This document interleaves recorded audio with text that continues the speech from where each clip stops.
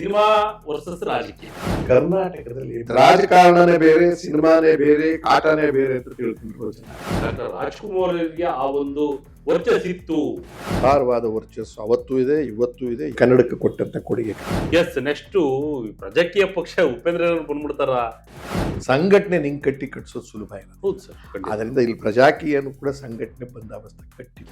ಅಂದ್ರೆ 2028ರಲ್ಲಿ ಬದಲಾವಣೆ ಬದಲಾವಣೆ ಆಗುತ್ತೆ. ಪಂಚರಾಜ್ಯಗಳ ಚುನಾವಣೆಯ ಫಲಿತಾಂಶ ಬಂತು. ಅಚ್ಚರಿ ಅಂತ ಹೇಳಿದ್ರೆ 3 ರಾಜ್ಯಗಳಲ್ಲಿ ಆದಂತಹ ಬದಲಾವಣೆಗಳು. ಪಶ್ಚಿಮ ಬಂಗಾಳದಲ್ಲಿ ಬದಲಾದ ಸನ್ನಿವೇಶ, ತಮಿಳುನಾಡಿನಲ್ಲಿ ಅಚ್ಚರಿಯ ಸನ್ನಿವೇಶ, ಜೊತೆಗೆ ಕೇರಳದಲ್ಲೂ ಕೂಡ ಒಂದಿಷ್ಟು ಬದಲಾವಣೆಗಳು ಆಗಿರ್ತಕ್ಕಂಥದ್ದು ಕೂಡ ನೋಡಿದ್ವಿ. ಅದರಲ್ಲಿ ಪ್ರಮುಖವಾಗಿ ಚರ್ಚೆ ಆಗ್ತಿರ್ತಕ್ಕಂಥದ್ದು ತಮಿಳುನಾಡಿನ ವಿಚಾರ. ಹೊಸ ಪಕ್ಷ, ನೂತನ ಪಕ್ಷ ಆರಂಭದಲ್ಲೇ ಇಂತಹ ದಿಗ್ವಿಜಯನ ಸಾಧಿಸಿರ್ತಕ್ಕಂಥದ್ದು ನಿಜವಾಗ್ಲೂ ಕೂಡ ದೇಶದಾದ್ಯಂತ ಚರ್ಚೆ ಆಗ್ತದೆ. ಅದರಲ್ಲೂ ಕೂಡ ಒಬ್ಬ ಸಿನಿಮಾ ನಟನಿಗೆ ತಮಿಳುನಾಡು ಬಂದಿರತಕ್ಕಂಥದ್ದೇ ಒಂದು ರೀತಿಯಾಗಿ ಸಿನಿಮಾ ಹಾಗೂ ರಾಜಕೀಯ ನಂಟಿನಿಂದ ಹಿಂದಿನಿಂದಲೂ ಕೂಡ ಬರ್ತಾ ಇದೆ. ಅದೇ ರೀತಿಯಾದಂತಹ ಮುಂದುವರೆದ ಭಾಗ ಈಗಲೂ ಕೂಡ ಆಗಿದೆ. ಆದ್ರೆ ಕರ್ನಾಟಕದಲ್ಲಿ ಈ ಪ್ರಭಾವ ಆಗ್ಲಿಲ್ಲ. ಅದ್ ಯಾಕೆ, ಏನು, ಯಾವ ರೀತಿಯಾಗಿ ಅದನ್ನು ನೋಡ್ತಾ ಇದ್ದಾರೆ?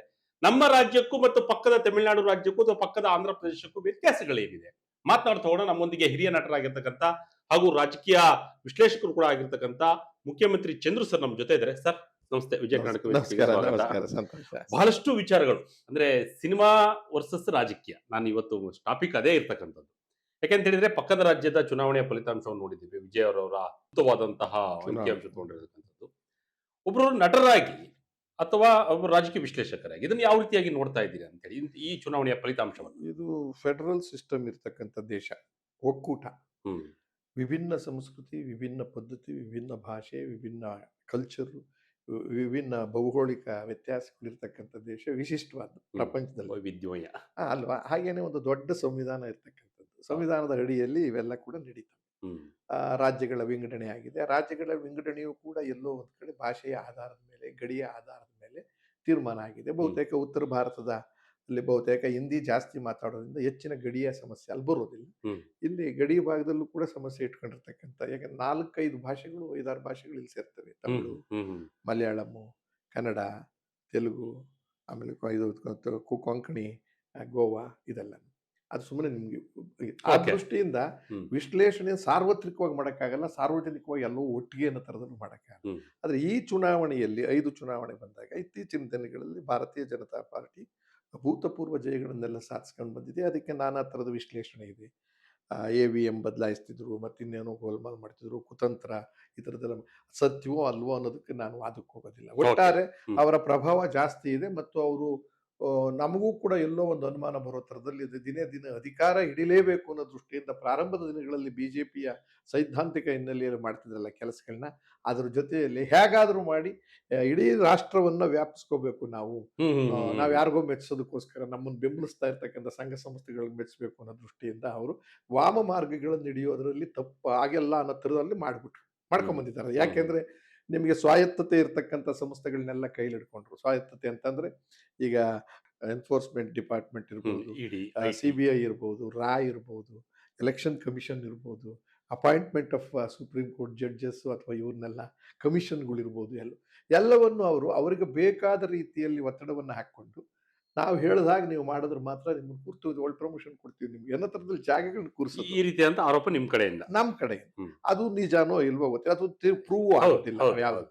ಬಟ್ ಅವರು ಎಲ್ಲೋ ಒಂದ್ ಕಡೆ ಬಹಳಷ್ಟು ವಿಚಾರಗಳನ್ನ ನೋಡಿದಾಗ ಆತ ಕಡೆಗೆ ಒಲವನ್ನು ತೋರಿಸ್ಕೊಂಡು ಅವರಿಗೆ ಬೇಕಾದಂತ ರೀತಿಯಲ್ಲಿ ಸಹಕಾರವನ್ನು ಕೊಟ್ಟು ಕೆಲವು ರಾಜ್ಯಗಳಲ್ಲಿ ಅಧಿಕಾರಕ್ಕೆ ಹಿಡಿಯಕ್ಕೆ ಬಂದಿದ್ದಾರೆ ಅನ್ನೋ ಅನುಮಾನ. ಅದು ಬಿಟ್ಟು ಬಿಡೋಣ. ಆದ್ರೆ ಅದನ್ನ ನೋಡಿದಾಗ ಇಲ್ಲಿ ವ್ಯತ್ಯಾಸ ಏನಾಯ್ತು ಅಂದ್ರೆ, ಅವರು 5 ರಾಜ್ಯಗಳಲ್ಲಿ ಬಹಳ ಕಷ್ಟ ಬಿದ್ದು ಮಾಡ್ತಿರ್ಬೇಕಾದ್ರೆ ಅವ್ರಿಗೆ ಒಂದೇ ಒಂದು ಕಡೆ ಹೆಚ್ಚಿಗೆ ಸಕ್ಸೀಡ್ ಆಗಿದ್ದು ಅಂದ್ರೆ ವೆಸ್ಟ್ ಬೆಂಗಾಲ್. ಇನ್ನ ತಮಿಳುನಾಡಲ್ಲಿ ಸಾಧ್ಯ ಆಗ್ಲಿಲ್ಲ, ನಿಮಗೆ ಕೇರಳದಲ್ಲಿ ಸಾಧ್ಯ ಆಗಿಲ್ಲ. ಇನ್ನು ಇದ್ದಂತ ರಾಜ್ಯಗಳಲ್ಲಿ ಬಂದೋಬಸ್ತ್ ಮಾಡ್ಕೊಂಡಿದ್ದಾರೆ. ಸೊ ಆ ಗುಮಾನಿಗಳ ಬಗ್ಗೆ ನಾನು ಅನುಮಾನ ಪಡಲ್ಲ. ರಾಷ್ಟ್ರೀಯ ಪಕ್ಷಗಳಲ್ಲಿ ಕಾಂಗ್ರೆಸ್ಸು 125 ವರ್ಷಗಳ ಇತಿಹಾಸದಲ್ಲಿ ಅವನತಿಯ ಮಟ್ಟಕ್ಕೆ ಹೋಗೋದಕ್ಕೆ ಅವರ ನಾಯಕತ್ವ, ಅವರ ಶ್ರೀಮಂತಿಕೆ, ಅವರ ದರ್ಪ, ಅವರ ದಬ್ಬಾಳಿಕೆ, ದೌರ್ಜನ್ಯ, ದರೋಡೆ ಮತ್ತು ಅವರು ಕೂಡ ವಾಮ ಮಾರ್ಗಗಳಲ್ಲಿ ಏನೇನು ಹಣವನ್ನು ಮಾಡಿರ್ತಕ್ಕಂಥ ಗುಂಪೆ ಅವ್ರ ಜೊತೆಲಿ ಇರೋದ್ರಿಂದ ಅದಕ್ಕೆ ಬೆಲೆ ಇಲ್ಲದೆ ಸ್ಥಿತಿ ಬರ್ತಾ ಇದೆ ಇವತ್ತು. ಆಮೇಲೆ ಅವ್ರದ್ದು ಕೂಡ ಪ್ರಾರಂಭದಿಂದಲೂ ನೆಹರು ಕುಟುಂಬ ರಾಜಕಾರಣ ಅಂತ ಇವತ್ತು ಅವ್ರು ಹೇಳಕ್ ಹೋದ್ರೆ ಅವ್ರದ್ದೇನೆ. ನೆಹರು ಅವ್ರು ಎಷ್ಟು ವರ್ಷ ಆಳಿದ್ರು, ಶ್ರೀಮತಿ ಇಂದಿರಾ ಗಾಂಧಿ ಅವರು ಎಷ್ಟು ವರ್ಷ ಆಳಿದ್ರು, ರಾಜೀವ್ ಗಾಂಧಿ ಅವರು ಎಷ್ಟು ವರ್ಷ ಆಳಿದ್ರು, ಅವೆಲ್ಲ ಲೆಕ್ಕ ಹಾಕೊಂಡಾಗ ಅದೇ ಪದ್ಧತಿ ಇಲ್ಲಿ ತಳಮಟ್ಟದಲ್ಲಿ ಬಿಜೆಪಿ ಅವರಿಗೆ ಪ್ರಧಾನಮಂತ್ರಿಗಳನ್ನ ಬಿಟ್ಟು ಮಿಕ್ಕಿದ ರಾಜ್ಯಗಳಲ್ಲೆಲ್ಲ ಆ ಕುಟುಂಬ ರಾಜಕಾರಣ ಆವರಿಸ್ಕೊಂಡ್ಬಿಟ್ಟಿದೆ. ಹೀಗೆ ಒಬ್ರಿಗೊಬ್ರು ಕಳ್ಕಳ್ರಿಗೆ ಏನಾಗಿದೆ ಅಂತಂದ್ರೆ ಒಬ್ರಿಗೊಬ್ರು ಯುದ್ಧ ಮಾಡಕ್ ಹೋದಾಗ ಹ್ಮ್ ಒಂದ್ ಕಡೆ ಇವ್ರು ಗೆಲ್ತಾರೆ, ಒಂದ್ ಕಡೆ ಅವ್ರು ಗೆಲ್ತಾರೆ. ಅವ್ರ ಹತ್ರ ಶಸ್ತ್ರಾಸ್ತ್ರಗಳು ಜಾಸ್ತಿ ಇದಾವೆ ಹ್ಮ್ ಈ ಹ್ಮ್ ಹ್ಮ್ ಹ್ಮ್ ಚುನಾವಣಾ ಯುದ್ಧವನ್ನು ಮಾಡಕ್ಕೆ. ಆ ಚುನಾವಣಾ ಯುದ್ಧವನ್ನು ಶಸ್ತ್ರಾಸ್ತ್ರದಲ್ಲಿ ಇಟ್ಕೊಂಡು ಬೆದರಿಸ್ಕೊಂಡು ಮಾಡಿದ್ದಾರೆ. ಹ್ಮ್ ದೀದಿ ಇವಾಗ ನಿಮ್ದು ಸ್ಪೆಸಿಫಿಕ್ ಆಗಿ ಬರೋಣ. ತಮಿಳುನಾಡು ರಾಜಕಾರಣ. Yes sir. ಒಬ್ಬ ಸಿನಿಮಾ ನಟ, ಬಹಳ ಪಾಪ್ಯುಲರ್ ಇರೋ ವ್ಯಕ್ತಿ. ನಿಮ್ಗೆ ಮೊದ್ಲಿಂದಲೂ ಗೊತ್ತಿದೆ. ಸ್ವಲ್ಪ ತಮಿಳುನಾಡಲ್ಲಿ ಒಂದು ಭಾಷೆಯ ಮೇಲೆ ಅಪಾರವಾದ ಅಭಿಮಾನ ಮತ್ತು ಅವರ ಧಾರ್ಮಿಕ ವಿಚಾರಗಳಲ್ಲಿ ತುಂಬಾ ನಂಬಿಕೆ ಹ್ಮ್ ಇಟ್ಟಿರ್ತಕ್ಕಂಥದ್ದು. ಹ್ಮ್ ಹ್ಮ್ ಹಾಗಾಗಿ ಸ್ವಾತಂತ್ರ್ಯದ ನಂತರ ನೀವು ನೋಡ್ಕೊಂಡು ಬಂದಾಗ ಬಹುತೇಕ ವರ್ಷ ದ್ರಾವಿಡಕ್ಕೆ ಸಂಬಂಧಪಟ್ಟಿದ್ದ ಜನಾಂಗದಲ್ಲಿ ಅಧಿಕಾರವನ್ನ ಮಾಡ್ಕೊಂಡು, ಅದರೊಳಗೂ ಸಿನಿಮಾ ಜಗತ್ನವರೇ ಜಾಸ್ತಿ ದಿವಸ ಹೌದೌದು. ಕಾಮರಾಜ್ ಅವ್ರನ್ನ ಬಿಟ್ಟಾದ್ಮೇಲೆ ಹ್ಮ್ ಆಮೇಲೆ ಅಣ್ಣಾದೊರೈ ಅಣ್ಣಾದೊರೈ, ಕರುಣಾನಿಧಿ ಕರುಣಾನಿಧಿ ಪೂರ್ತಿ ಕುಟುಂಬ, ಹ್ಮ್ ಜಯಲಲಿತಾ, ರಾಮಚಂದ್ರನ್ ಅವರು, ಹ್ಮ್ ಅದು ರಿಪೀಟ್ ಆಗಿ ಇವಾಗ ಬಂದಿದೆ ಅನ್ನೋದಕ್ಕೆ ಕಾರಣ ಏನಂತಂದ್ರೆ ಇದ್ದಿದ್ದು ಡಿಎಂಕೆ ಅಥವಾ ಎಐಡಿಎಂಕೆ ಇದ್ದು. ಎರಡೇ ಪಕ್ಷವನ್ನು ನಾವು ನೋಡ್ತಾ ಇದ್ದೀವಿ. ಜಯಲಲಿತಾ ಅವ್ರು ಅದನ್ನ ಎಐಡಿಎಂಕೆ ಅಂತಂದ್ರೆ ಈಗಿರೋ ಪಳನಿಗಳಿಂದ ಲೆಕ್ಕ ಬರೋದಿಲ್ಲ. ಹೌದು, ಜಯಲಲಿತಾ ಜಯಲಲಿತಾ ಪಾರ್ಟಿ ಅಷ್ಟೇ. ಮತ್ತು ಕರುಣಾನಿಧಿ, ಹೌದು. ಅವೆರಡರಲ್ಲೂ ಕೂಡ ರಾಜ್ಯದ ಜನತೆ ರೋಷ ಹೋಗ್ಬಿಟ್ಟು. ಹ್ಮ್ ಹ್ಮ್ ಆದ್ರೆ ಅವರಿಗೆ ಯಾವ ಕಾರಣಕ್ಕೂ ಕಾಂಗ್ರೆಸ್ ಅನ್ನಾಗ್ಲಿ ಬಿಜೆಪಿಯನ್ನಾಗ್ಲಿ ತಬ್ಬುಗಳಕ್ಕೆ ಇಷ್ಟ ಆಗಿಲ್ಲ. ಹ್ಮ್ ಹ್ಮ್ ಇದು ಹ್ಮ್. ಮೊದಲಿಂದ ಬಂದ ಹೌದು, ಅದು ಪ್ರಾದೇಶಿಕವಾಗಿ. ಅಂತ ಸಮಯದಲ್ಲಿ ಒಬ್ಬ ಈ ಮನುಷ್ಯ, ನಾನು ಅಂದ್ಕೊಂಡಾಗ ಈ ಗೆದ್ದ ಮೇಲೆ ನಾನು ವಿಷಯ ತಿಳ್ಕೊಂಡಾಗ 10-12 ವರ್ಷದಿಂದ ರಾಜಕೀಯದಲ್ಲಿ ನಾನು ನನ್ನ ಶಕ್ತಿ ಪ್ರದರ್ಶನ ಮಾಡಬೇಕು ಮತ್ತು ಆ ಒಂದು ಆಸೆ ಇಟ್ಕೊಂಡಿದ್ದರಿಂದ ಸಂಘಟನೆ ಮಾಡ್ಕೊಂಡು ಬಂದಿದ್ದಾರೆ. ಗೊತ್ತೇ ಆಗಿಲ್ಲ ನಮ್ಗೆ ಯಾರು. ಹ್ಮ್ ಇತ್ ಕಡೆ ನಾವು ಗಮನಿಸಕ್ ಹೋಗಿಲ್ಲ. ಬಹುತೇಕ ನನಗೆ ಯಾರ್ಯಾರೋ ಹೇಳಿದ್ದು ಇದೆಲ್ಲ ಓದಿದ್ ನಾಡ್ಮೇಲೆ ತುಂಬಾ ಸಂಘಟನೆ ಅಭಿಮಾನಿಗಳ ಮುಖೇನ ಅವರ ಪಕ್ಷಕ್ಕೆ ಹೆಸರು ನೋಂದಾಯಿಸ್ಕೊಳ್ಳೋದು, ಅವರ ಆಕ್ಟಿವಿಟೀಸ್ ಮಾಡ್ತಕ್ಕಂಥದ್ದು. ಆ ರೀತಿಯಲ್ಲಿ ಅಸ್ಸಾಂನಲ್ಲಿ ಆಯ್ತಲ್ಲ ಒಂದ್ಸರಿ. ಹ್ಮ್ ಹ್ಮ್ ಅಸ್ಸಾಂ ಗಣ ಪರಿಷತ್ ಅಂತ ಮಹಂತ್ ಕುಮಾರ್ ಪ್ರಫುಲ್ಲ ಅಂತ ಹ್ಮ್ ಒಬ್ಬ ಚೀಫ್ ಮಿನಿಸ್ಟರ್, ಲಾ ಕಾಲೇಜ್ ಓದ್ತಿದ್ದವನು, ಲಾ ಯೂನಿವರ್ಸಿಟಿ ಸ್ಟೂಡೆಂಟ್ಸ್ ಗಳೆಲ್ಲ ಸೇರ್ಕೊಂಡು ಹೋರಾಟ ಮಾಡಿದ್ರು ಅವತ್ತಿನ ಕಾಂಗ್ರೆಸ್ಸಿನ ಹ್ಮ್ ವಿರುದ್ಧ. ಹ್ಮ್ ಹ್ಮ್ ರಪ್ ಅಂತ ಸ್ವೀಪ್ ಮಾಡ್ಕೊಂಡು ಬಂದ್ಬಿಟ್ರು. ಹ್ಮ್ ಹ್ಮ್ ಹ್ಮ್ ಆಮೇಲೆ ಎನ್ ಟಿ ರಾಮರಾವ್ ಒಂದ್ಸತಿ ವಿರೋಧ ಮಾಡ್ಕೊಂಡು ಫಜಿತಿಯಾಗಿ ರಾಷ್ಟ್ರೀಯ ಪಕ್ಷಗಳ ಜೊತೆನಲ್ಲಿ 9 ತಿಂಗಳಲ್ಲಿ ಅಧಿಕಾರಕ್ಕೆ ಬಂದಂತ ಹೌದು, ಅದು ಕೂಡ ಉದಾಹರಣೆ. ಆದ್ಮೇಲೆ ಎಂ ಜಿ ರಾಮಚಂದ್ರದ್ದು ಎಲ್ಲ ಗೊತ್ತಿದೆ. ಹಾಗಾಗಿ ದಳಪತಿ ಅಂತ ಅವ್ರ ಹೆಸರು ನಮ್ಮ ವಿಜಯ್ ಅವರು ಜಾತ್ಯತೀತವಾಗಿ ಎಲ್ಲ ಧರ್ಮದವ್ರನ್ನು ಪ್ರೀತಿಸ್ಕೊಂಡು ಎಲ್ಲಾ ಕಡೆ ಓಡಾಡಿಕೊಂಡು ಬಹಳ ಕಷ್ಟ ಬಿದ್ದಿದ್ದಾನೆ. ರ್ಯಾಲಿಗಳನ್ನ ನಾವು ನೋಡ್ತಂತ ಸಂದರ್ಭದಲ್ಲಿ ಬಹಳಷ್ಟು ಕಾರ್ಯಕರ್ತರು ಜಮಾವಣೆ ಆಗ್ತಿದ್ರು. 2 ತರ ಆಯ್ತು. ಒಂದು, ಇಬ್ಬರನ್ನ ಸೋಲಿಸ್ಲೇಬೇಕಾಗಿತ್ತು ಜನಗಳಿಗೆ. ಜನ ರೋಷ ಎದ್ಬಿಟ್ಟಿದ್ರು.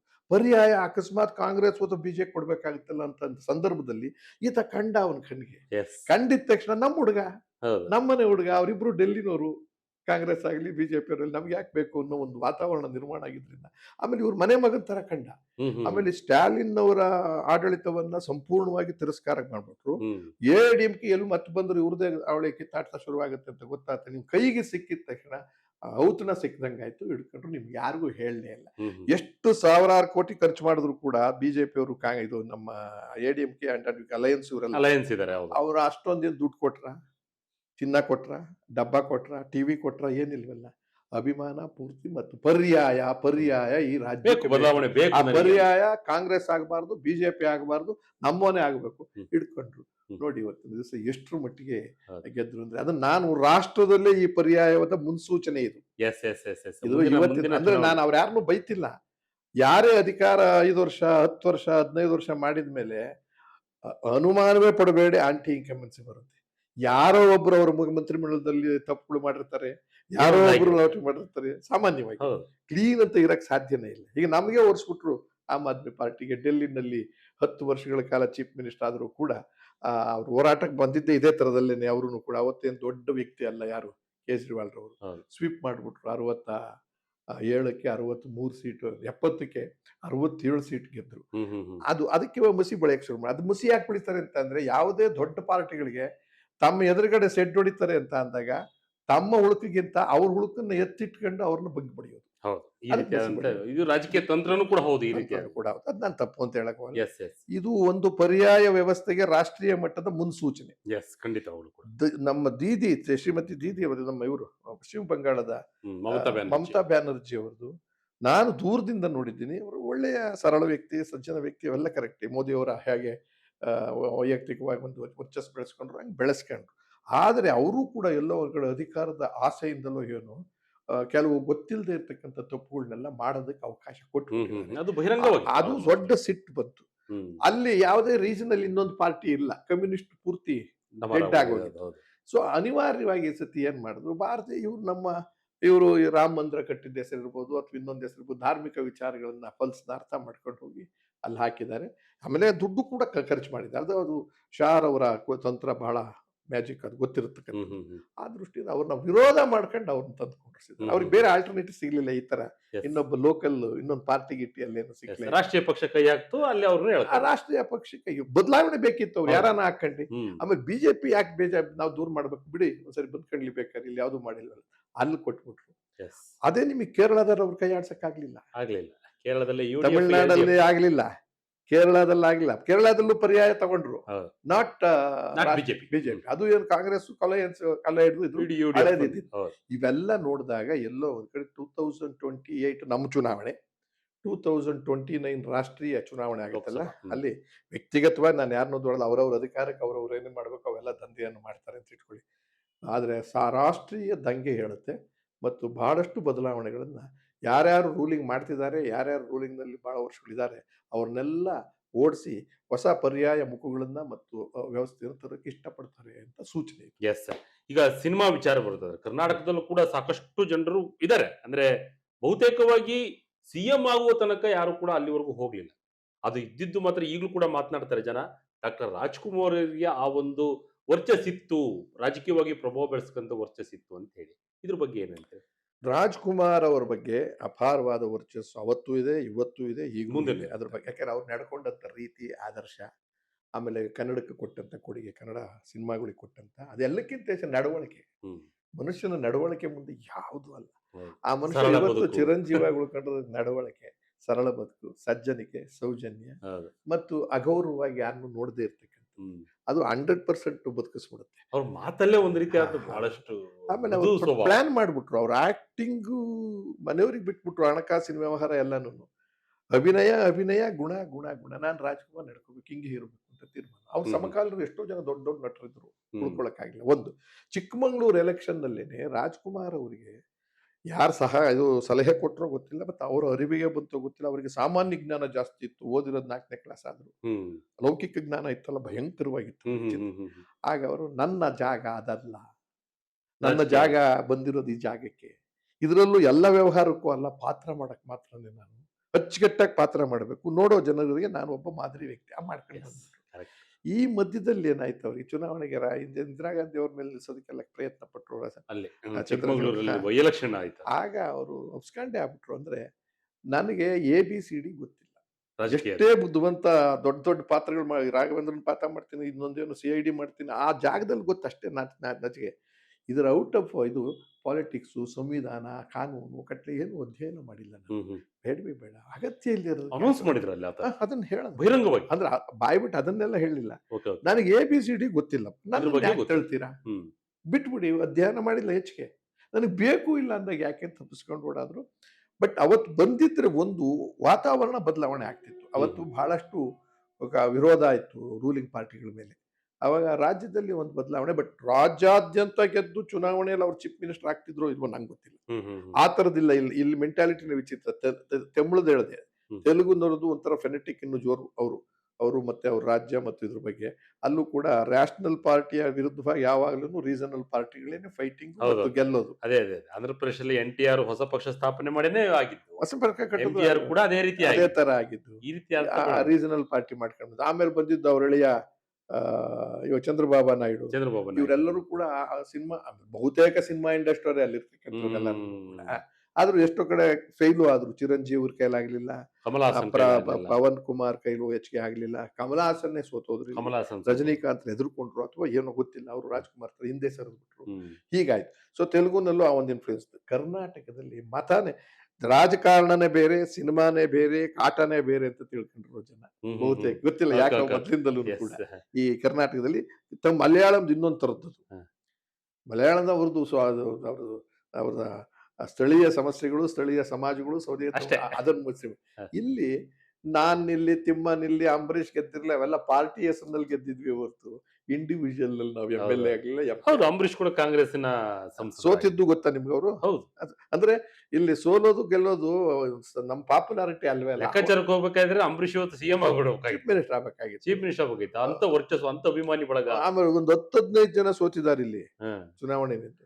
ಆ ತರದ ಜನ ಬರ್ತಾರೆ ನೋಡಕ್ಕೆ, 10,000 ಜನ 5,000 ಜನ ಬರ್ತಾರೆ, ನಿಂತ್ಕೊಂತಾರೆ. ಈಗ ನೋಡ್ಬಿಟ್ಟು ಚಪ್ಪಾಳೆ ಬ್ಯೂಟಿಫುಲ್ ಓಟ್ ಹಾಕ್ಬೇಕಾದ್ರೆ ಅವ್ರ ತೀರ್ಮಾನವೇ ಬೇರೆ. ಜಗ್ಗೇಶ್ ಕೂಡ ಸೋಲನ್ನು ಅನುಭವಿಸಿದ್ದಾರೆ. ಜಗ್ಗೇಶ್ ಅಲ್ಲ ಸರ್, ನಿಮ್ಗೆ ಇವನು 2ನೇ ಸತಿ ಸೋತ, ನಮ್ಮ ಶಶಿಕುಮಾರು. ಆಮೇಲೆ ದೊಡ್ಡಣ್ಣ ನಿಂತಿದ್ರು, ವಜ್ರಮುನಿ ನಿಂತಿದ್ರು. ನಾನು ಒಂದ್ಸತಿ ಗೆದ್ದೆ, ಇನ್ನೊಂದ 2 ಸತಿ ಸೋತ್ನಲ್ಲ ಚಾಮರಾಜ. ಹಾಗಾಗಿ ಅನಂತ್ ನಾಗು ಕೂಡ ಸೋತ್ರು, ಗೆದ್ರು. ಇಲ್ಲಿ ಆ ವೇವ್ ಇಲ್ಲ. ನಾವು ಯಾವುದೋ ಒಂದು ಸಿದ್ಧಾಂತವನ್ನ ಒಪ್ಪಿದ ಮೇಲೆ ಆ ಸಿದ್ಧಾಂತದಲ್ಲಿ ಕೆಲಸ ಮಾಡಿದ್ರೆ ಅದರ ಕೈ ಕೆಳಗೆ ನಾವು ಗೆಲ್ಬಹುದು, ನಮ್ದು ವರ್ಚಸ್ ಸೇರಿಸ್ಕೊಂಡು. ರಾಮಕೃಷ್ಣ ಹೆಗ್ಡೆ ಅವ್ರ ವರ್ಚಸ್ ಮೇಲೆ ನಾನು MLA ಆಗಿದ್ದು, ಅವತ್ತು ಮುಖ್ಯಮಂತ್ರಿ ಚಂದ್ರು ಆದ್ರು ಗೌರಿಬಿದನೂರಿನಲ್ಲಿ. ಹಾಗೆ ಕರ್ನಾಟಕ ರಾಜ್ಯದಲ್ಲಿ ರಾಜ್ಕುಮಾರ್ದು ಅದೊಂದು ಎರ ಇತ್ತು, ವಾತಾವರಣ ನಿರ್ಮಾಣ ಆಗ್ತಿತ್ತೋ ಏನೋ, ಆಗಿಲ್ಲ. ಈಗ ಆ ತರದ ನಾಯಕತ್ವದ ಸ್ವಭಾವಗಳು ನನಗೆ, ಆಮೇಲೆ ಇಲ್ಲಿ ಯಾರನ್ನೂ ಬ್ಲೇಮ್ ಮಾಡಲ್ಲ, ಬಹಳ ಪಾಪ್ಯುಲರ್ ಜನ ಇದ್ದಾರೆ. ಅದು ಯಾರು ಕೂಡ ನನ್ನ ಲೆಕ್ಕಾಚಾರದಲ್ಲಿ ಸಕ್ಸಸ್ ಆಗಿಲ್ಲ. ಈಗ ನಮ್ಮ ಉಪೇಂದ್ರ ಅವ್ರ ಬಗ್ಗೆ ಉಪೇಂದ್ರ ಅವರ ಪ್ರಜಾಕೀಯ ಪಕ್ಷ ಅಂತ ನೋಡಿ. ನನ್ನ ಪ್ರಕಾರ ಈಗ ಸಾಮಾಜಿಕ ಜಾಲತಾಣಗಳಲ್ಲಿ ವೈರಲ್ ಆಗ್ತಿರ್ತಕ್ಕಂಥದ್ದು, ಎಸ್ ನೆಕ್ಸ್ಟ್ ಪ್ರಜಾಕೀಯ ಪಕ್ಷ ಉಪೇಂದ್ರ ಬಂದ್ಬಿಡ್ತಾರ ಅನ್ನೋ ಲೆಕ್ಕಾಚಾರಗಳು, ಮಾತುಗಳು. ಅಂದ್ರೆ ಹಿಂದಿನಿಂದನೂ ಕೂಡ ಏನಾದ್ರು ಮುಂದುವರ್ಸ್ಕೊಂಡು ಬಂದಿದ್ರೆ ಅಂತ ಒಂದು ಅವಕಾಶ. ಅದಕ್ಕಿಂತ ಹೆಚ್ಚಿಗೆ ಈಗ ವಿಜಯ್ ಏನು ಪ್ರಯತ್ನ ಪಟ್ಟು ಗೆದ್ದಿದ್ದಾರೆ, ಏಕಾಏಕಿ ಸುಮ್ಮನೆ ನಾನೊಬ್ಬ ದೊಡ್ಡ ಸಿನಿಮಾ ನಟ ಅಂತ ನುಗ್ಗಿ ನಿಂತ್ಕೊಂಡು ಅವನೊಬ್ಬ ಗೆಲ್ಬಹುದಾಗಿತ್ತು. ಸಂಘಟನೆ ನಿಂಗೆ ಕಟ್ಟಿಸೋದು ಸುಲಭ ಇಲ್ಲ. ಆದ್ರಿಂದ ಇಲ್ಲಿ ಪ್ರಜಾಕೀಯನು ಕೂಡ ಸಂಘಟನೆ ಬಂದಾಬಸ್ತ ಕಟ್ಟಿಲ್ಲ. ಅವ್ರಿಗೆ ನಾಲೆಡ್ಜ್ ಇರ್ಬೋದು, ಬುದ್ಧಿವಂತಿರ್ಬೋದು, ಎಲ್ಲ ಇರ್ಬೋದು. ಅವ್ರೊಬ್ಬರ ಹೆಸರಿನಲ್ಲೇ ಇಡೀ ರಾಜ್ಯದಲ್ಲೆಲ್ಲ ಆ ಒಂದು ರಾಜ್ಕುಮಾರ್ ಅವರ ತರದಲ್ಲಿ ಸಂಘಟನೆ ಜನ ಪ್ರೀತಿಸೋದು ಮುಖ್ಯ ಆಗಿದೆ. ಏನ್ ಮಾಡಿದ, ಪ್ರತಿ ಚಾಲೋಕಲ್ಲಿ ಪ್ರತಿ ಜಿಲ್ಲೆಯಲ್ಲಿ ಸಂಘಟನೆ ಆಗಿದ್ಯಾ? ಆ ಸಂಘಟನೆ ಯಾರ ವಿರುದ್ಧ ಆಗ್ಬೇಕಾಗಿದೆ? ಒಂದು ಬಿಜೆಪಿಯ ವಿರುದ್ಧ, ಇನ್ನೊಂದು ಕಾಂಗ್ರೆಸ್ಸಿನ ವಿರುದ್ಧ, ಇನ್ನೊಂದು JDS ವಿರುದ್ಧ. JDS ಒಂದು ಪ್ರಬಲವಾದ ಕೋಮಿನ ಜೊತೆಲಿ ಇದೆ, ಬಿಜೆಪಿ ಒಂದು ಪ್ರಬಲವಾದ ಕೋಮು ಮತ್ತು ಎಲ್ಲರ ಜೊತೆ ಇದೆ, ಕಾಂಗ್ರೆಸ್ ಎಲ್ಲರನ್ನೂ ಒಳಗೊಂಡಂತ ಇದೆ. ಈ ಅದಕ್ಕೆ ಏನ್ ಮಾಡಕ್ ಸಾಧ್ಯ ಆಗಿದೆ? ಅದಕ್ಕೆ ಒಳ್ಳೇದಾಗ್ಲಿ ಅವ್ರು ಮಾಡ್ತೀನಿ ಅಂತ ಅಂದ್ರೆ, ಹಾಗಾಗಲ್ಲ. ಆದ್ರೆ ಆಗುತ್ತೆ ಯಾವಾಗ ಅಂದ್ರೆ, ವಿಜಯ ಯಾರು ನಮ್ಮ ಪ್ರಜಾಕೀಯದ ನಾಯಕ ಇರ್ಬೋದು, ಇನ್ಯಾರೋ ದೊಡ್ಡ ದೊಡ್ಡ ನಟಗಳು ಯಾರೋ ಇದ್ದಾರೆ, ಅವರೆಲ್ಲ ಇವ್ರ ಮೇಲೆ ಇನ್ನೂ ವಿರೋಧಗಳು ಜಾಸ್ತಿ ಬಂದ ಮೇಲೆ, ಕಾಂಗ್ರೆಸ್ಸಿನ ಮತ್ತು ಬಿಜೆಪಿ ಅಲಯನ್ಸ್ JDS ಮೇಲೆ ಆದಾಗ ಆ ವಾತಾವರಣದಲ್ಲಿ ಒಬ್ಬ ಸರಿಯಾದ ನಾಯಕ ಸಿಕ್ಕಿ ಎಲ್ಲಾ ಸಣ್ಣ ಸಣ್ಣ ಸಣ್ಣ ಸಣ್ಣ ಗುಂಪುಗಳು ಸೇರ್ಕೊಂಡ್ಬಿಟ್ರು. ನಾನು ಹೇಳ್ತಿರೋದು, ಎಲ್ಲೋ ಒಂದ್ ಕಡೆ ಇದು ರೈತ ಸಂಘ ಸ್ಟ್ರಾಂಗ್ ಆಗಿದೆ, ಶಕ್ತಿ. ಆಮೇಲೆ ಹೋರಾಟಗಾರರದು ಸ್ಟ್ರೆಂತ್ ಸಾಕ ಒಂದೊಂದ್ ಕಡೆ ಗುಂಪಲ್ಲಿ ಶಕ್ತಿ ಇದೆ. ಆಮೇಲೆ ಕಮ್ಯುನಿಸ್ಟ್ ಪಾರ್ಟಿಯವರು ಎಲ್ಲೆಲ್ಲೆಲ್ಲೋ ಒಂದು ಬೆಲ್ಟ್ ಇರ್ತದೆ. ಈ ತರದವು ಸಣ್ಣ ಪುಟ್ಟದವ್ರೆಲ್ಲ ನುಗ್ಗುಬಿಟ್ಟು ಆ ವ್ಯವಸ್ಥೆ ಬದಲಾಯಿಸ್ಬೇಕು ಅಂದಾಗ ದಂಗೆ ಆಗ್ಬೋದು. ಖಂಡಿತ ಅದಾಗಲ್ಲ ಅಂತ ನಾನು ಹೇಳಲ್ಲ. MG ಆಮೇಲೆ ಈಗ ನಾವೇ ಆಗ್ಬೋದು. ನಾಳೆ ದಿವಸ ಇವ್ರು ಕ್ಲಿಯರ್ ಆದ್ರೆ, ಆಮ್ ಆದ್ಮಿ ಪಾರ್ಟಿಯ ಕೇಜ್ರಿವಾಲ್ ಅವ್ರು ಮಾಡಿರೋ ಸಾಧನೆ ಕಡಿಮೆ ಏನಿಲ್ಲ. 2 ರಾಜ್ಯದಲ್ಲಿ ಅಧಿಕಾರ ಮಾಡಿದ್ದೀವಿ. ಆಮೇಲೆ ರಾಷ್ಟ್ರೀಯ ಪಕ್ಷ ಅಫಿಷಿಯಲ್ ಆಗಿ ಡಿಕ್ಲೇರ್ ಆಗಿದೆ. ಗುಜರಾತ್ ನಲ್ಲಿ ಇವತ್ತಿನ ದಿವಸ ನಿಮಗೆ ಜ್ಞಾಪಕ ಇರಲಿ, 500ಕ್ಕೂ ಹೆಚ್ಚು ಸ್ಥಳೀಯ ಸಂಸ್ಥೆಗಳಲ್ಲಿ ಗೆದ್ದಿದ್ದೀವಿ. 3-4 ನಗರ ಪಾಲಿಕೆಗಳು ನಮ್ಮ ಕೈಗೆ ಬರ್ತಕ್ಕಂಥ ಪರಿಸ್ಥಿತಿ ಇದೆ. ಗೋವಾದಲ್ಲಿ ಆಗಿದೆ. ಅದ್ ನಾಳೆ ದಿವಸ ಕರ್ನಾಟಕದಲ್ಲಿ ಆಗಬಾರ್ದು ಅಂತ ಏನಿಲ್ಲ. ನಾನು ಅಧ್ಯಕ್ಷ ಇವತ್ತು, ಅಥವಾ ಪೃಥ್ವಿರೆಡ್ಡಿ ಅವ್ರ ಅಧ್ಯಕ್ಷ, ಅವ್ರು ಯಾರನ್ನ ಬಿಟ್ಬಿಡ, ಅದೇ ಹಂಗಾಗಲ್ಲ. ಇದ್ರ ಜೊತೆಲಿ ನುಗ್ಗುಬಿಟ್ಟಾಗ ಇವೆಲ್ಲರೂ ಸೇರ್ಕೊಂಡ್ರೆ ಸೇರಿಸ್ಕೊಳ್ಳೋದು ಒಳ್ಳೇದು ಅಂತ ನಾವು ಅದನ್ನು ಯೋಚನೆ ಮಾಡ್ತೀವಿ. ಈಗ ಹೆಂಗೂ ಇದಿರೋದ್ರಿಂದ 2 ವರ್ಷ ನಮಗೆ ಟೈಮ್ ಇರೋದ್ರಿಂದ we can do that. AIADMK ಪಕ್ಷ ಕರ್ನಾಟಕದಲ್ಲೂ ಕೂಡ ಒಂದು ಸ್ಥಾನವನ್ನು ಗಳಿಸಿತ್ತು. ಗಾಂಧಿನಗರ ವಿಧಾನಸಭಾ ಕ್ಷೇತ್ರದಲ್ಲಿ ಮುನಿಯಪ್ಪ ಅವರು 92 ಇಂದ 90 ಆ ಒಂದು ಟರ್ಮ್ ಅಲ್ಲಿ ಗೆದ್ದಿದ್ರು. ಆ ಟರ್ಮ್ ಅಲ್ಲಿ BBMPಲೂ ಕೂಡ ಒಂದು 7-8 ಕ್ಷೇತ್ರಗಳನ್ನ ವಾರ್ಡ್ ಅನ್ನ ಗೆದ್ದಿದ್ರು ಅಂತ ಹೇಳಿ AIADMK. ನೋಡಿ, ಅಂತ ಪ್ರಭಾವ ಬೀರುತ್ತೆ ಅಂದ್ರೆ MG ಅವರು ಒಂದು ಮಾತು ಹೇಳ್ತಾರಂತ ಟೈಮಲ್ಲಿ, ಕರ್ನಾಟಕದಲ್ಲಿ ಏನಾದ್ರೂ AIADMK ಪಕ್ಷವನ್ನ ಸ್ಥಾಪನೆ ಮಾಡಿದ್ರೆ ಅದು ಕನ್ನಡಿಗನಿಗೆ ಕೊಡಬೇಕು, ಬೇರೆ ಯಾರಿಗೂ ಕೊಡಬಾರ್ದು. ತಮಿಳವರು ಅಲ್ಲಿ ಬಂದು ವಾಸ ಇದ್ರೆ ಅವ್ರಿಗೆ ಕೊಡಬಾರ್ದು, ಕನ್ನಡಿಗರಿಗೆ ಕೊಡಬೇಕು. ಎಷ್ಟು ಅರ್ಥಗರ್ಭಿತವಾಗಿ ಒಂದು ಆಲೋಚನೆ, ಅನುಭವದ ರಾಜಕಾರಣಿ ಅಂತ ಅದಕ್ಕೆ ಹೇಳೋದು. ನೋಡಿ, ಕೊಡೋದು ಬೇಡ ಅಂತ ಹೇಳೋದು. ನಿಮ್ಗೆ ತಮಿಳು ಬಂದು ಕಡ್ಲಿ ಚಿಂತೆ ಇಲ್ಲ, ಕನ್ನಡಿಗನಿಗೆ ಕೊಡಿ, ಪ್ರೀತಿಸ್ತಾರೆ ಜನ. ಹೌದು. ಈಗಲೂ ನೋಡಿ, ನಮ್ಗೆ ಗೊತ್ತಿಲ್ಲದೇನೆ 19 ಜಿಲ್ಲೆಯಲ್ಲಿ ಬಹುತೇಕ, ಕರ್ನಾಟಕದಲ್ಲಿರೋದು 30, 10, 9, 11 ಜಿಲ್ಲೆನಲ್ಲೇ ಮಾತ್ರ ಪೂರ್ತಿ ಕನ್ನಡಿಗರು ವಾತಾವರಣ ಇರೋದು ಅಲ್ವಾ. ಇನ್ನು ಮಿಕ್ಕಿದ ಕಡೆ 5 ಭಾಷಿಕರ ಸಂಬಂಧ ಇದೆ.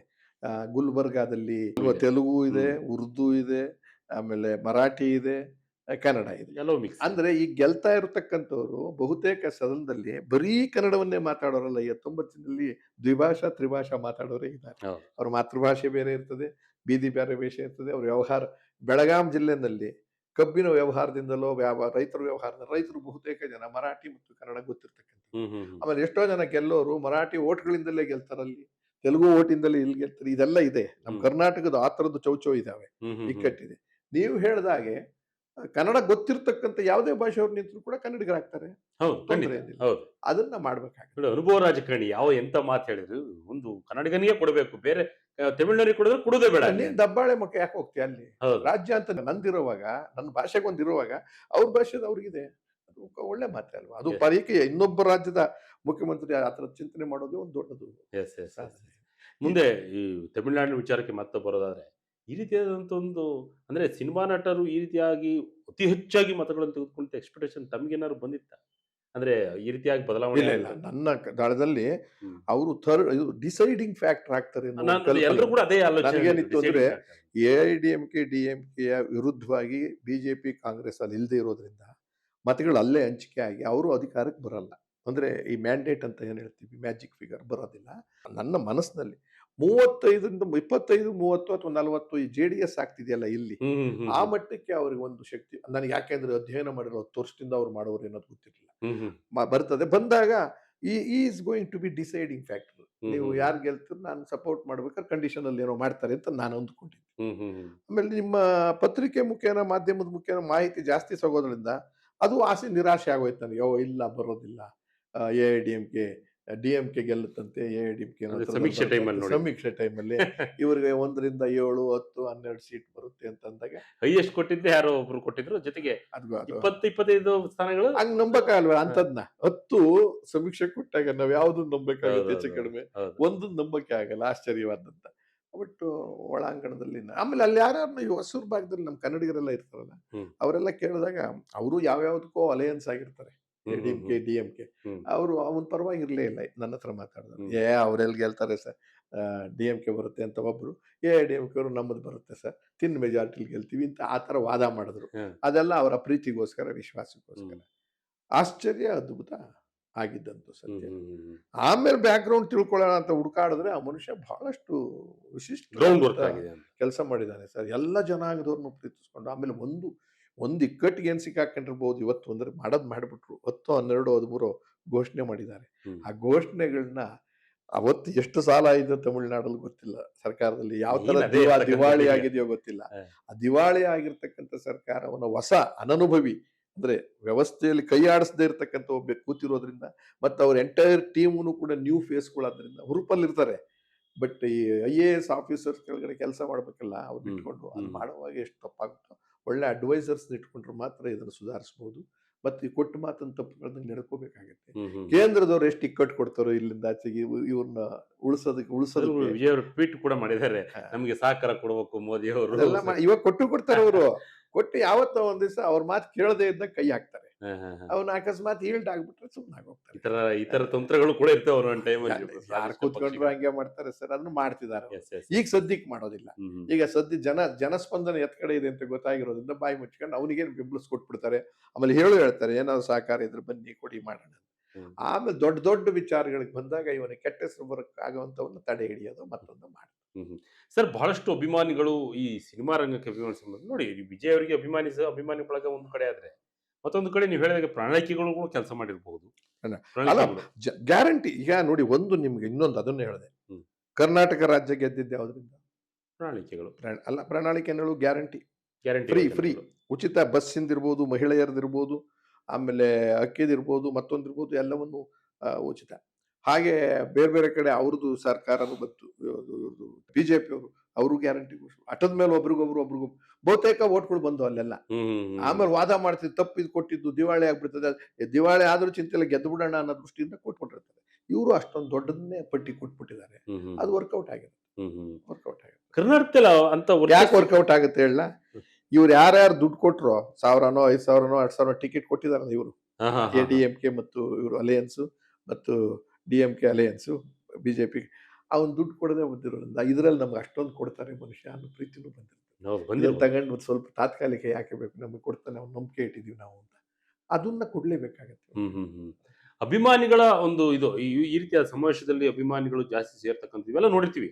ಅಭಿಮಾನವೇ ಬೇರೆ, ಮತದಾನ ಅಂದ್ರೆ ಬೇರೆ ಅಂತ ನಾನು ಹೇಳಿ ಈಗಾಗ್ಲೇ ಹೇಳದ್ನಲ್ಲ, ಹೌದು ಅಂತ ಹೇಳಲಿಕ್ಕಾಗಲ್ಲ. ಅಭಿಮಾನಿಗಳು ಎಲ್ಲಾ ಪಕ್ಷದವರು ಸೇರ್ಕೊಂಡು ಅಭಿಮಾನಿಗಳಾಗಿರ್ತಾರೆ ನಟನಿಗೆ. ಹ್ಮ್ ಅದೇ ಎಲ್ಲಾ ಅಭಿಮಾನಿಗಳು ನಟನ ಪರವಾಗಿ ಕನ್ವರ್ಟ್ ಆಗಲ್ಲ. ಹಾ ಅವ್ನು ಇದು ಇಷ್ಟಕ್ಕೆ ಪ್ರೀತಿಸಿರ್ತಾರೆ. ಹೌದು ಹೌದು ಹೌದು ಅವ್ನು ಯಾವ್ದೋ ಪಾತ್ರ ಮಾಡಿದಾನಲ್ಲ, ಕೃಷ್ಣದೇವರಾಯ ಪಾತ್ರ ಮಾಡಿದಾನೆ, ಅದ್ಭುತ ಬಿಡು, ನಮ್ಮ ಮನೇಲಿ ದೇವ್ರ ತರ ಪೂಜೆ ಮಾಡ್ತೀವಿ ಅಂತ. ಅಷ್ಟೇ. ಚುನಾವಣೆಯಲ್ಲಿ ಅವ್ರ ಬಾಟನೇ ಬೇರೆ ಆಗುತ್ತೆ. ಹೌದು ಹೌದು ಇದು ಹೌದು. ತಮಿಳುನಾಡಲ್ಲಿ ಆಗಿಲ್ಲ, ಸ್ವಲ್ಪ ಅವರು ಅಭಿಮಾನಿಗಳು ಜಾಸ್ತಿ ಆಗಿದೆ. ಹಾ, ಹಾ.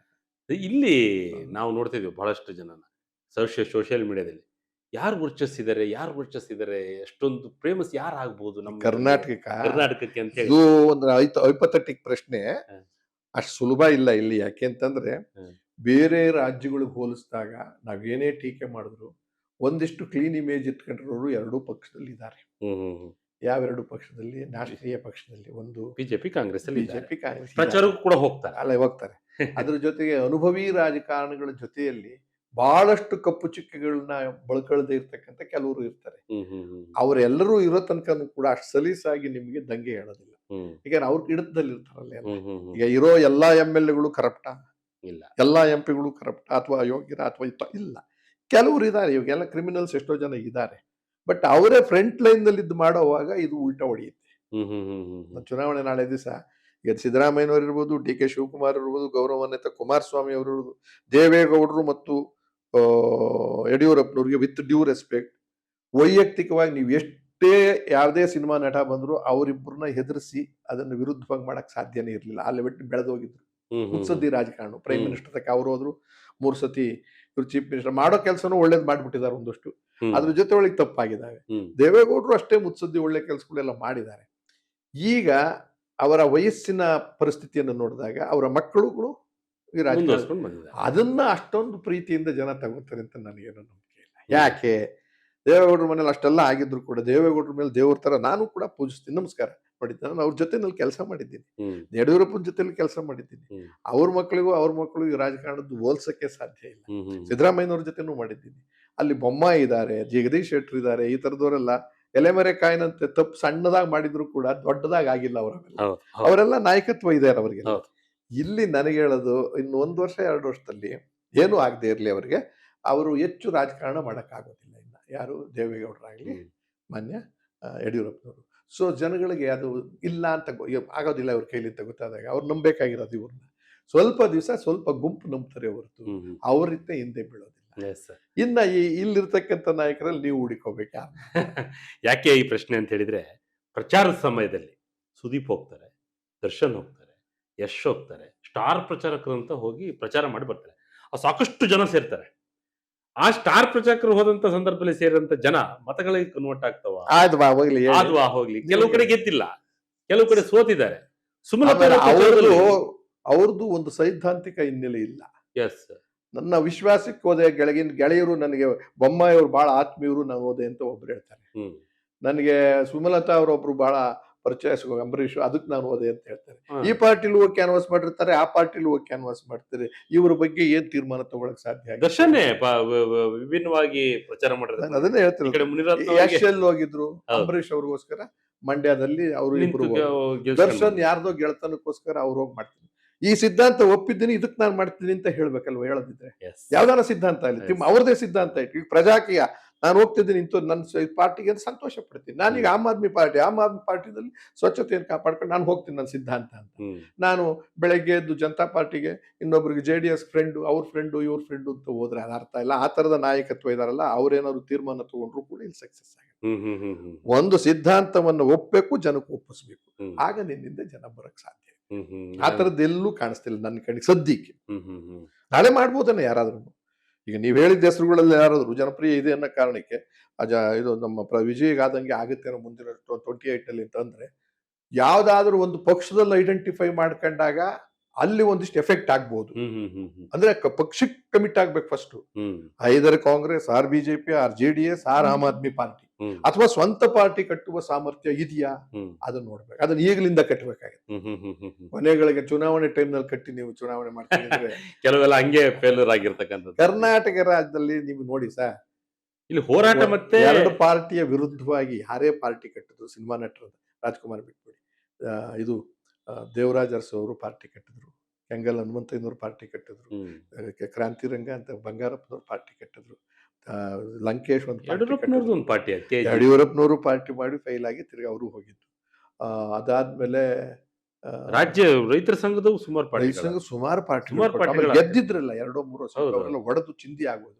ದರ್ಶನ ಪುಟ್ಟಣ್ಣ, ಆಮೇಲೆ ನಮ್ಮ ವಾಟಾಳ್ ಪಕ್ಷ, ರೈತರ ಪಕ್ಷ, ಅದು ಪುಟ್ಟಣ್ಣನವ್ರ ಪಕ್ಷ, ಆಮೇಲೆ ನಮ್ಮ ನಂಜುಂಡಸ್ವಾಮಿ ಅವರು. ಸೊ ಇಷ್ಟೂ ಕೂಡ ರಾಜ್ಯಾದ್ಯಂತ ಪಸರಿಸಲೂ ಇಲ್ಲ, ಬೆಳಿಲೂ ಇಲ್ಲ. ಈಗ ಇಷ್ಟೆಲ್ಲ ಆಸೆ ಇಟ್ಕೊಂಡು ಯಾರೇ ಬಂದ್ರು ಕೂಡ ಇವತ್ತಿನಿಂದ ನಿಂತು ತೀರ್ಮಾನ ತಗೋಬೇಕು. ಈ ಸಾರ್ವಜನಿಕವಾಗಿ ಕರ್ನಾಟಕ ರಾಜ್ಯಕ್ಕೆ ಇವ್ರು ಅನ್ಯಾಯ ಮಾಡಿದ್ದಾರೆ, ಇವ್ರು ನಾನು ಇದನ್ನ ಮಾಡ್ತಾ ಇದ್ದೀನಿ, ನನ್ನ ಚಿಂತನೆ ಇದು, ಆ ವಿಷನ್ ಕೊಟ್ರೆ ಆ ವಿಷನ್ ಅನ್ನು ನಂಬಿದ್ರೆ ಮಾತ್ರ ಬರ್ತಾರೆ ಹೊರತು ಬರೀ ನಟ ಅಂತ ನೋಡಕ್ ಬರ್ತಾರೆ, ಚಪ್ಪಾಳೆ ಹೊಡಿತಾರೆ.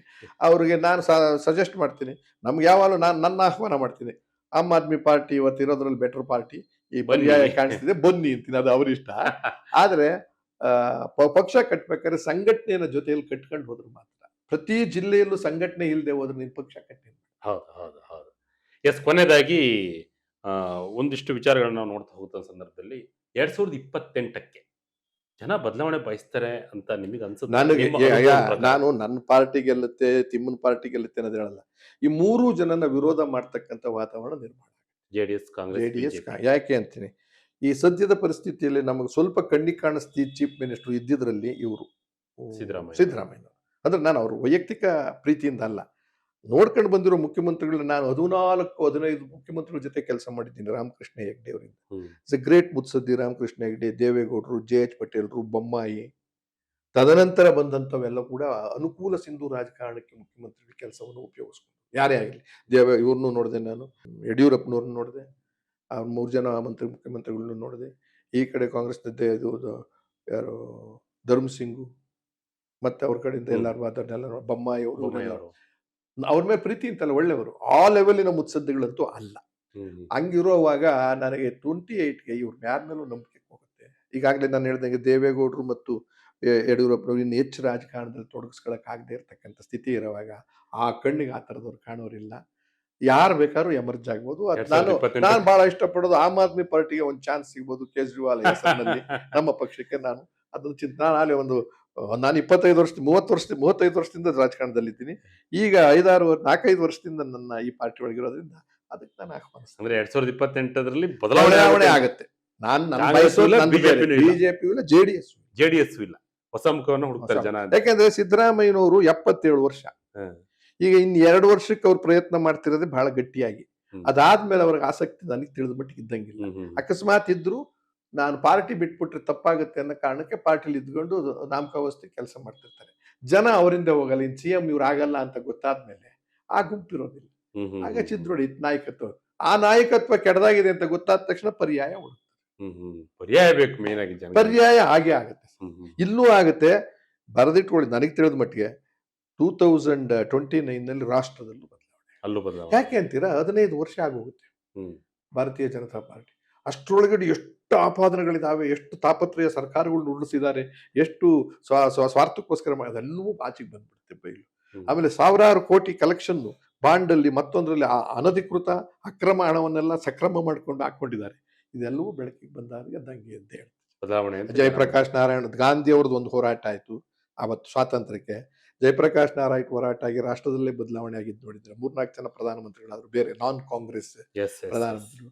ಅದಾದ್ಮೇಲೆ ಅಣ್ಣಾ ರಾಜೆ ಅವ್ರದ್ದು ನೋಡಿದ್ದೀರಾ, ಈ ಕಡೆ ಇಲ್ಲಿ MTR, ಈ ಥರದಲ್ಲಿ ಹಾಗೆ ಬದಲಾವಣೆ ಆಗುತ್ತೆ. Yes sir, thank you sir. ಇಷ್ಟೊತ್ತು ಕರ್ನಾಟಕ ರಾಜಕಾರಣ, ಅಕ್ಕಪಕ್ಕದ ರಾಜ್ಯಗಳ ರಾಜಕಾರಣ ಎಲ್ಲವನ್ನು ಕೂಡ ವಿಶ್ಲೇಷಣೆ ಚೆನ್ನಾಗಿ ಮಾಡಿರಿ. Thank you sir, thank you so much. Yes ವೀಕ್ಷಕರೇ, 2028ಕ್ಕೆ ಕಾದ್ ನೋಡೋಣ ಯಾವ ರೀತಿಯಾಗಿ ಬದಲಾವಣೆ ಆಗುತ್ತೆ. JDS, ಕಾಂಗ್ರೆಸ್ ಅಥವಾ BJPನ ಹೊಸ ಮುಖಗಳಿಗೆ ಕರ್ನಾಟಕದ ಜನ ಬಯಸ್ತಾರ, ಇವೆಲ್ಲವನ್ನು ಕೂಡ ಕಾದ್ ನೋಡೋಣ. Thank you so much. ಇಷ್ಟೊತ್ತವರೆಗೂ ವಿಜಯ ಕರ್ನಾಟಕ ವೇದಿಕೆಯನ್ನು ವೀಕ್ಷಣೆ ಮಾಡೋದಕ್ಕೆ ಧನ್ಯವಾದಗಳು.